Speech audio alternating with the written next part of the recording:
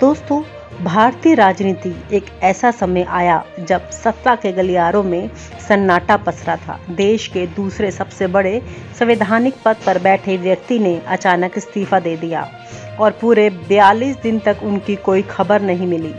Social media पर trend हुआ #where Dhankhar और फिर एक शाम छतरपुर के एक फार्म हाउस पर उनकी झलक मिली, अभय चौटाला के घर।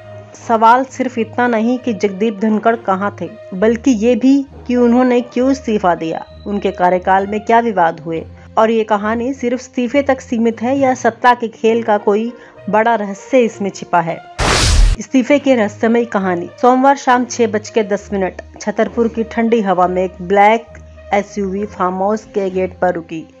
गाड़ी से उतरते ही नजर आई एक पहचान, देश के पूर्व राष्ट्रपति जगदीप धनखड़। 42 दिनों से गायब, ना मीडिया में बयान, ना कोई राजनीतिक हलचल और ना ये मुलाकात अभय चौटाला के फार्म हाउस में। क्यों आए धनखड़? क्या वो अब राजनीति में वापसी करने जा रहे हैं या ये सिस्टम के खिलाफ एक खामोश बगावत की शुरुआत? इस्तीफे का सच और कंट्रोवर्सी। धनखड़ का इस्तीफा अचानक नहीं हुआ। सूत्रों के अनुसार पिछले कुछ महीनों में उनकी PM कार्यालय में कई बार टकराहट हुई।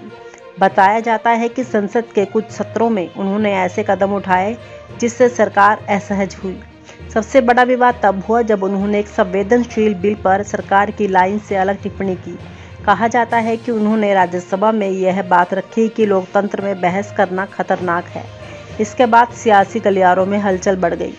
यही नहीं, कुछ रिपोर्ट्स के अनुसार उनके कार्यकाल में किए गए खर्चों पर भी सवाल उठे। उपराष्ट्रपति कार्यालय का बजट बढ़ा, फार्म हाउस स्टाइल रेनोवेशन, विदेशी दौरों में एक्स्ट्रा खर्च। विपक्ष ने आरोप लगाया कि धनखड़ ने अपने पद का इस्तेमाल लग्जरी के लिए किया। हालांकि उन्होंने कभी इन आरोपों पर खुलकर जवाब नहीं दिया। 42 दिन की चुप्पी और सोशल मीडिया हंगामा। 42 दिन तक धनखड़ कहाँ थे? सोशल मीडिया पर लोग पूछ रहे थे, धनखड़ जी कहाँ है? #वेयर्स धनखड़ ट्रेंड करने लगा। टीवी डिबेट्स में एंकर चीख रहे थे, क्या लोकतंत्र पर हमला हुआ है? क्या ये अघोषित आपातकाल है? कुछ लोगों ने दावा किया कि धनखड़ विदेश गए हैं, कुछ ने कहा कि वो किसी डील के इंतजार में हैं। विपक्ष ने कहा ये सरकार की तानाशाही है, लेकिन असली तस्वीर सामने तब आई जब वो अभय चौटाला के फार्म हाउस पर दिखे। फार्म हाउस मुलाकात का सीन। छतरपुर का फार्म हाउस, हरे भरे लॉन, लकड़ी के फर्नीचर और सन्नाटा। अभय चौटाला ने जैसे ही धनखड़ को देखा, मुस्कुराते हुए बोले, धनखड़ साहब स्वागत है आपका। घर में पुराने रिश्ते हमेशा जिंदे रहते हैं। धनखड़ ने गहरी सांस लेते हुए कहा, अभय यह सिर्फ घर नहीं है, मेरे लिए इस वक्त एक पनाहगाह है। बहुत कुछ है जो कहना बाकी है। अभय ने पूछा, कहिए ये 42 दिन कहाँ रहे आप? पूरा देश सवाल पूछ रहा है। धनखड़ बोले, अभय जब सत्ता का खेल लोकतंत्र को निगलने लगे तब आवाज उठाने वाले को कैद कर दिया जाता है। ये इस्तीफा मैंने नहीं दिया, मुझसे लिया गया। मोदी से दूसरी और भविष्य की राजनीति। सबसे बड़ा सवाल यह है कि PM नरेंद्र मोदी इस पूरे मामले में चुप क्यों रहे? क्यों उन्होंने ना बयान दिया, ना ट्वीट किया? क्या ये साइलेंट सिग्नल है कि मामला इंटरनल है? धनखड़ और मोदी के रिश्तों में दरार कब आई? सूत्र बताते हैं कि कई मुद्दों पर धनखड़ ने सरकार के फैसलों पर सवाल उठाए। यही वजह है कि धीरे धीरे उनकी दूरी बढ़ी। अब चर्चा है कि धनखड़ क्या करेंगे? क्या वो विपक्ष के साथ जाएंगे? क्या वो नई पार्टी बनाएंगे? या ये मुलाकात किसी बड़े गठजोड़ की शुरुआत है? धनखड़ की ये कहानी सत्ता की राजनीति का वो चेहरा दिखाती है जहां लोकतंत्र, ताकत, व्यक्तिगत महत्वाकांक्षा आपस में टकराती है। आने वाले दिनों में ये साफ होगा कि ये मुलाकात महज दोस्ती का इजहार थी या राजनीति का सबसे बड़ा मास्टर स्ट्रोक। कहानी यहीं खत्म नहीं होती। सत्ता के गलियारों में अब नई हलचल है। सूत्रों के अनुसार धनखड़ जी की मुलाकात सिर्फ चौटाला से नहीं बल्कि कुछ विपक्ष नेताओं से भी होने वाली है। क्या ये एक नई पार्टी की शुरुआत है या विपक्ष का महागठबंधन अब धनखड़ को चेहरा बनाएगा? कहा जाता है कि आने वाले दिनों में जो राजस्थान जाएंगे, फिर बंगाल, जहां विपक्ष नेता उनसे मुलाकात करने वाले हैं। सोशल मीडिया पर एक नया हैशटैग ट्रेंड कर रहा है, #धनखड़ कमबैक। RSS और विपक्ष की राजनीति।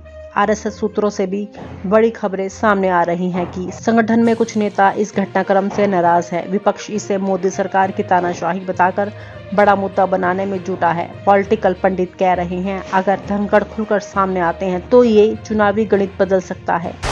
अंतिम सवाल दोस्तों, ये कहानी सिर्फ एक इस्तीफे की नहीं है, ये है लोकतंत्र के भविष्य की कहानी। क्या जगदीप धनखड़ राजनीति में वापसी करेंगे? क्या ये मुलाकात सत्ता के लिए सबसे बड़ा खतरा साबित होगी या फिर ये महज एक शांत विद्रोह रह जाएगा? I will retire at the right time. August 2027. Subject to divine intervention. माफ करिएगा मगर आपका टोन जो है My tone? No, no, no, she's giving to you. No, you don't have floor now. No, enough of it. Enough of it. No, enough of it. You can't have it. You may be anybody. You may be a celebrity. You have to understand the decorum. No, nothing doing. Nothing. No, no, not at all. I will not bear it. My tone, my language, my temper. Honorable members, I am extremely pleased to extend birthday greetings to honorable members of Parliament, Dr. Lakshmikant Vajpayee,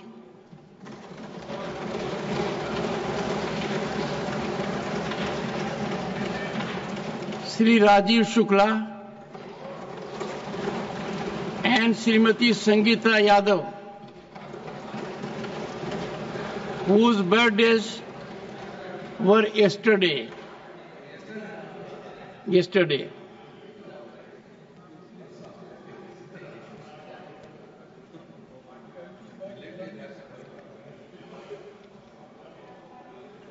Honorable members, the day belongs to the leader of the opposition.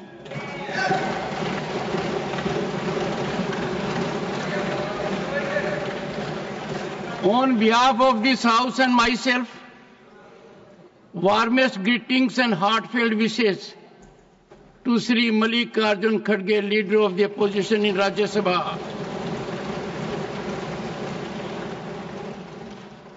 Our 5-decade political journey powerfully demonstrates unwavering commitment to democratic values and tireless national service.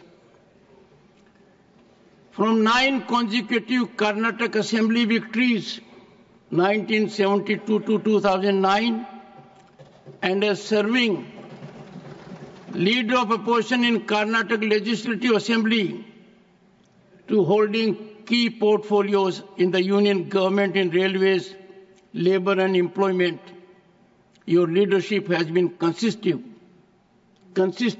inclusive and exemplary. As National President of the Indian National Congress and leader of opposition in the Rajya Sabha, you embody trust and respect transcending political lines. Your steadfast convictions, constitutional understanding, and statesmanlike conduct inspire parliamentarians across generations. A remarkable polyglot, your fluency in English, Hindi, Urdu, Kannada, Telugu, and Marathi reflects deep cultural rootedness and enables connections across diverse regions. I have benefited from your guidance on several occasions.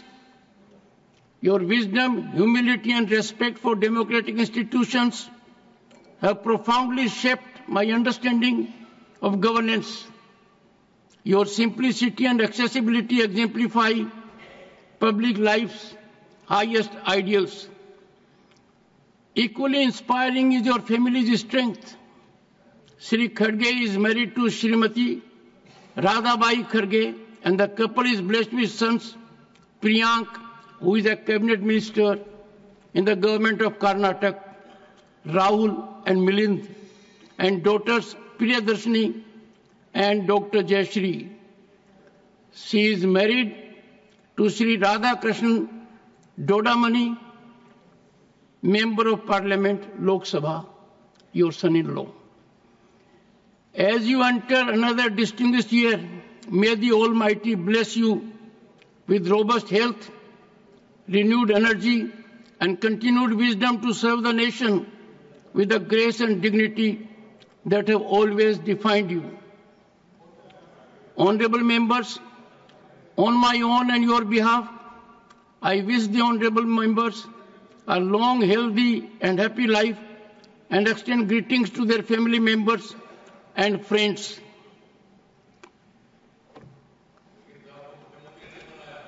Honorable members, और आप हमसे जुड़े रहने के लिए subscribe करें YouTube पर, follow करें Twitter पर और लाइक करें Facebook पर। और ज्यादा जानकारी के लिए आपको टाइप करना होगा सिर्फ न्यूज़ नशा।